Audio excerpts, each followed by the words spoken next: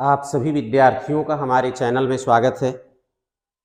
आज हम आपको पढ़ाने जा रहे हैं सामान्य ज्ञान का भाग 46। मौर्य साम्राज्य चल रहा है। आज हमने पहला प्रश्न नोट किया है, अशोक के 11वें शिलालेख में क्या लिखा है। तो अशोक के 11वें शिलालेख में धम्म की व्याख्या की गई है। और अगला प्रश्न है, अशोक के 12वें शिलालेख में क्या लिखा है।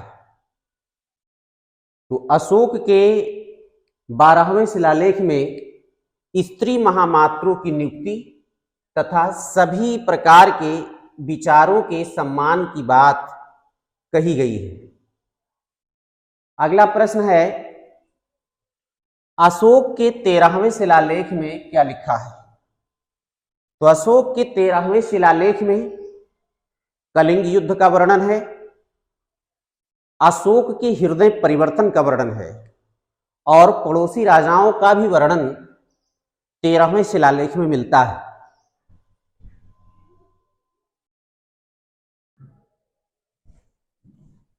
अगला प्रश्न है, अशोक के 14वें शिलालेख में क्या लिखा है। तो अशोक ने 14वें शिलालेख में जनता को धार्मिक जीवन बिताने के लिए प्रेरित किया है।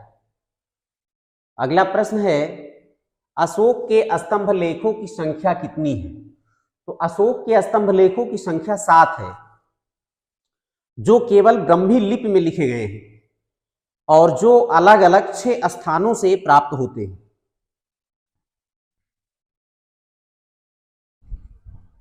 अब हम आपको पढ़ाने जा रहे हैं सम्राट अशोक के स्तंभ लेख।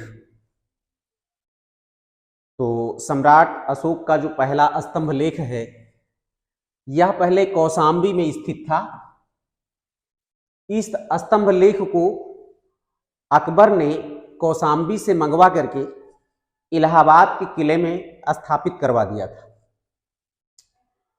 दूसरा स्तंभ लेख है दिल्ली टोपरा स्तंभ लेख। तो ये जो दिल्ली टोपरा स्तंभ लेख है, यह स्तंभ लेख फिरोज शाह तुगलक के द्वारा टोपरा से दिल्ली लाया गया था। अगला स्तंभ लेख है दिल्ली मेरठ स्तंभ लेख। यह स्तंभ लेख पहले मेरठ में स्थित था, बाद में फिरोज शाह तुगलक के द्वारा यह मेरठ से दिल्ली लाया गया। और अशोक का अगला स्तंभ लेख है रामपुरवा स्तंभ लेख। यह स्तंभ लेख चंपारण बिहार में स्थित है।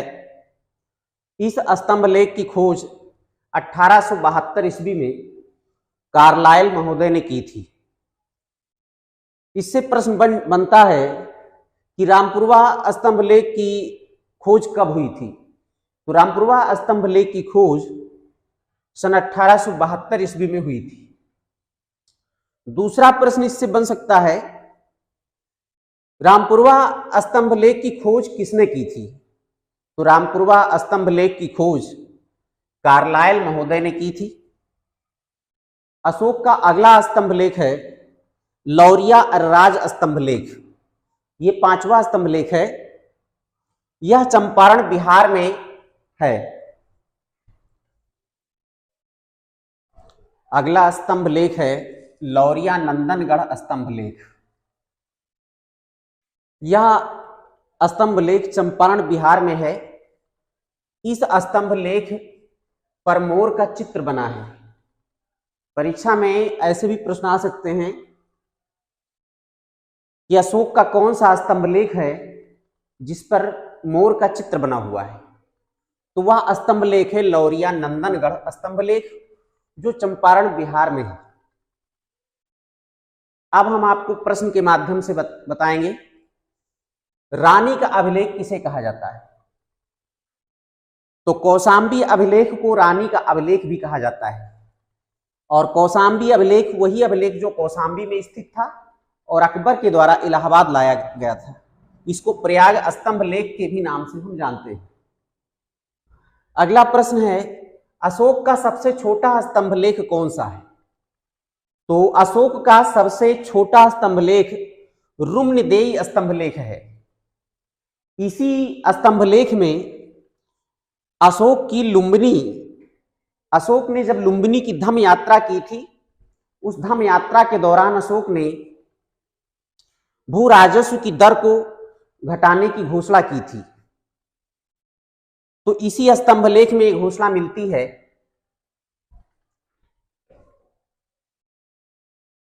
अगला प्रश्न है, अशोक का सबसे लंबा अभिलेख कौन सा है? तो अशोक का 7वां अभिलेख सबसे लंबा है।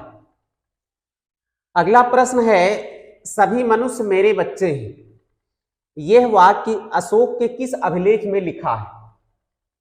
तो यह वाक्य अशोक के सभी अभिलेखों में लिखा है। यह प्रश्न पूछा जा सकता है कि ये वाक्य कि सभी मनुष्य मेरे बच्चे हैं अशोक के किस अभिलेख में है? तो ये वाक्य अशोक के सभी अभिलेखों में लिखा हुआ है। तो अगला प्रश्न है, अशोक का कौन सा अभिलेख ग्रीक एवं आर्मेयिक भाषा में प्राप्त हुआ है? तो अशोक का सार्यकुना, इस अभिलेख का नाम है सार्यकुना।